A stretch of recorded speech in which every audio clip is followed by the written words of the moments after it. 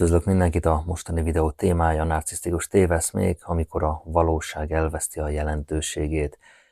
Patológiás narcizmus és a delúziós állapot közötti kapcsolat érdekes pszichológiai jelenség, amely gyakran felveti azt a kérdést, a narcisztikus az tudatosan hazudozik mindenben, vagy úgymond elhiszi a saját meséjét. A patológiás narcisztikusok azok tudatában vannak a hazugságaiknak, vagy egyfajta delúziós, téveszmés állapotban vannak.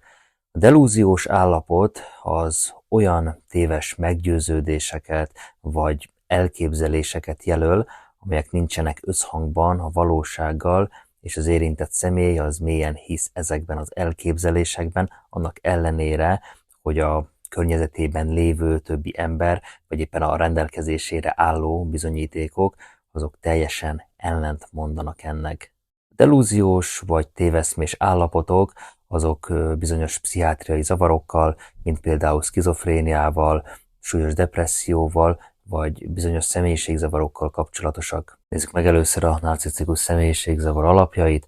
A narcisztikus személyiségzavar az egy olyan állapot, amelyben az adott személy rendkívül magas szintű, látszólagos önértékeléssel rendelkezik, amely nem áll összhangban a valósággal. A kutatók kijelentették, hogy a patológiás narcisztikusok azok nem tudatos hazugsággal élnek, hanem önmagukat becsapva egyfajta delúziós, téveszmés állapotban élnek. Ezek az önbecsapások, ezek segítenek a narcisztikusoknak fenntartani az önértékelésüket, és megvédik őket a belső kritikáktól, az értéktelenség érzésétől. A patológiás narcisztikus az belül egy krónikus ürességet él meg, tehát önmagát szerethetetlennek, értéktelennek tartja, a valóság az annyira fájdalmas a számára, hogy nem képes ezzel szembenézni, és egy másik narratívát futtat, ami számára már elfogadható, és ez a narratíva, ez egyensúlyban van az önmagáról kialakított, idealizált énképével. Nézzünk néhány példát erre a delúziós állapotra. Tehát a narcisztikus személyiségzavarban szenvedő személyek gyakran mutatnak egyfajta téveszmés viselkedést, amely a valóságtól való eltávolodást és a túlkompenzált énképük fenntartását jellemzi. Megfigyelhetőek a grandiózus ambíciók, egy középkorú férfi, aki alacsony beosztásban dolgozik egy vállalatnál, szentül meg van arról győződve, hogy rövid időn belül ő lesz a cégnek a vezérigazgatója, folyamatosan beszél a terveiről, hogyan fogja majd átalakítani a céget, anélkül, hogy egy reális képet alkotna a saját képességeiről, vagy a szükséges lépésekről a cél eléréséhez. Vagy mondok egy másik példát, van egy fiatal felnőtt férfi, aki egyfajta alternatív valóságot futtat az életében, ahol ő egy csillogó, sikeres focista, egy világsztár, akit mindenki imád, és ennek megfelelően éli az életét. Tehát amikor kimegy például a barátaival focizni, akkor úgy gondolja, hogy ő most egy óriási meccset játszik, amit a tévé közvetít, egy világbajnokságon van, és ő a csapatának az egyik kulcsembere. Tehát, mint látjuk, a valóságtól egy teljesen elrugaszkodott alternatívát futtat önmagáról, ahol ő egy ünnepelt, csillogó világsztár, tehát túlkompenzálja saját magát, és ezzel a delúziós állapottal elkerüli a belső krónikus üresség érzetét, az, hogy ő szerethetetlen, értéktelen. Sok patológiás narcisztikus egy teljesen más világban él, és ennek megfelelően cselekszik és viselkedik. Millió más példát fel lehetne hozni ennek a szemléltetésére. Ezek a példák, ezek bemutatják, hogy a narcisztikus téveszmék azok milyen formákban nyilvánulhatnak meg, hogyan befolyásolhatják az érintettek kapcsolatait, a mindennapi életét. Patológiás narcisztikusok gyakran elvesztik a kapcsolatot a valósággal, ami olykor már pszichotikusnak tűnő állapotokhoz is vezethet. Tehát ebben az összefüggésben a pszichotikusnak tűnő kifejezés az itt arra utal, hogy a narcisztikus az valóságtól való eltávolodása az már olyan mértékű, olyan szintű lehet, hogy az észleléseik és a meggyőződéseik azok jelentős mértékben eltérnek a társadalmilag elfogadott valóságértelmezéstől. A narcisztikusok olyan énképpel rendelkeznek saját magukról, amely túlzottan felfújt, túlzottan idealizált, grandiózus, és ez az énkép fenntartása érdekében hajlamosak figyelmen kívül hagyni, vagy éppen félreértelmezni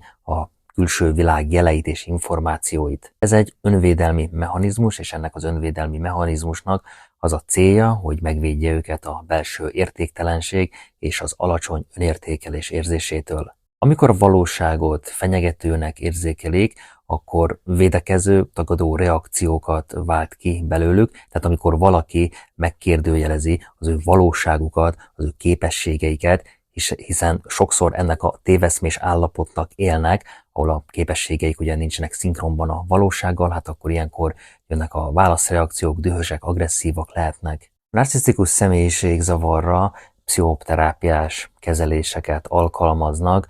Pszichoterápiás kezelések során itt az egyik fő cél a valósággal való újra kapcsolódásnak az elősegítése, ami általában a narcisztikus védekezési mechanizmusoknak a lebontását és egy reálisabb énkép kialakítását jelenti, ami közelebb áll az adott személyhez, mivel önmagukat és képességeiket a narcisztikusok azok nem látják reálisan. A pszichoterápiás kezelés az segíthet így nekik egy stabilabb, egészségesebb társas kapcsolatok kialakításában, és hogy hatékonyabban kezeljék az élet kihívásait. A narcisztikus személyiségzavarban szenvedő emberek gyakran ábrázolják önmagukat olyan módon, ami teljesen eltér a valóságtól, ez önbecsapásként értelmezhető, és ez az önvédelmi mechanizmusoknak a része. Tehát ebben a kontextusban érdemes megvizsgálni az önbecsapás és a hazugság közötti különbséget, valamint azt, hogy ezek a mechanizmusok, ezek hogyan működnek a narcisztikusoknál. Tehát ott van ugye az önbecsapás, mint egyfajta védelmi mechanizmus, egy delúziós állapot, tehát az önbecsapás a narcisztikus személyeknél az egy védekezési mechanizmusként jelenik meg, ez segít őket megvédeni a belső konfliktusoktól és az alacsony önértékeléstől. Ez a mechanizmus ez lehetővé teszi számukra, hogy fenntartsák a grandiózus énképüket, és elkerüljék a valósággal való szembesülést, ami fájdalmas és destabilizáló számukra. Mélyen belülük szerethetetlennek élik meg magukat. Hazugság versus önbecsapás, delúziós állapot, tehát ellentétben a hazugsággal, amely egy tudatos döntés arról, hogy félrevezető információkat közöljünk másokkal, az önbecsapás sokkal bonyolultabb, és ez egy tudatalatti folyamat. A hazugságnak mindig van egy konkrét célja, tehát a hazugságnak általában az a célja, hogy másokat manipuláljon, vagy valamilyen előnyt szerezzen, míg az önbecsapásnak az elsődleges célja az önmagunkkal való szembenézésnek az elkerülése. A narcisztikus, mint már említettem, szerethetetlennek, értéktelennek, végtelenül üresnek éli meg önmagát belül, ezért amikor a narcisztikusok a saját hazugságaikat elhiszik, valójában önmagukat védelmezik a lehetséges negatív érzelmektől, nem tudnak szembenézni a realitással önmaguk irányába, mert ez annyira nagyon fájdalmas nekik. Sok narcisztikus, patológiás hazudozó, de ez sok esetben önvédelmi mechanizmusként teszik, mint sem célirányos manipulatív taktikaként. A pszichopata narcisztikusok ezzel szemben célirányosan hazudoznak mindenben, viszont náluk a domináns zavar, az antiszociális személyiségzavar, és minden pszichopata az egyben narcisztikus is, de nem minden narcisztikus pszichopata. A pszichopata az célirányos működésű, A pont, B pont, mindent tudatosan csinál, hazugságait is, de pontosan tisztában van egy pszichopata azzal, hogy mikor, kinek, mit hazudott. Továbbá nagyon sok ember van, és legtöbben ilyen személyekkel találkoznak, akiknek idézőjelesen csak narcisztikus személyiségszerveződésük van, nem pedig narcisztikus személyiségzavaruk. A személyiségszerveződés az egészséges, úgymond primér narcizmuson túlmutat, tehát az adott személy az egészséges narcizmuson túl már jóval erősebb narcisztikus megküzdési jegyeket használ, amik toxikusan hatnak a környezetére, viszont nem éri el a patológiás narcizmus szintjét, ezért narcisztikus személyiségszerveződése van. Továbbá ezek a személyek ezek nincsenek delúziós, téveszmés állapotban önmagukkal kapcsolatban, így ha hazudoznak, akkor ők ezt teljesen tudatosan csinálják. A narcisztikus személyiségzavar az egy tág spektrumon helyezkedik el, és egy egészséges, úgynevezett primér narcizmus az szinte minden emberben jelen van, amivel az abszolút semmi gond nincs az égvilágon.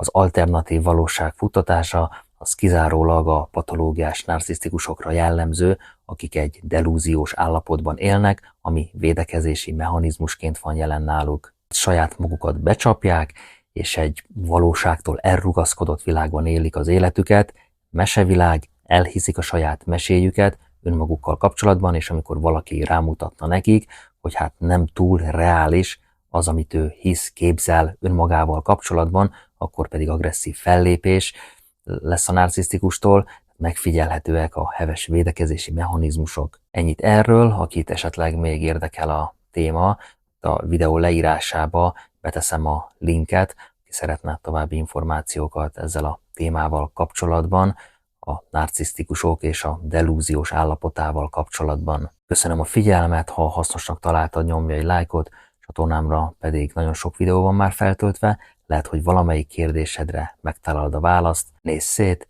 én köszönöm a figyelmet.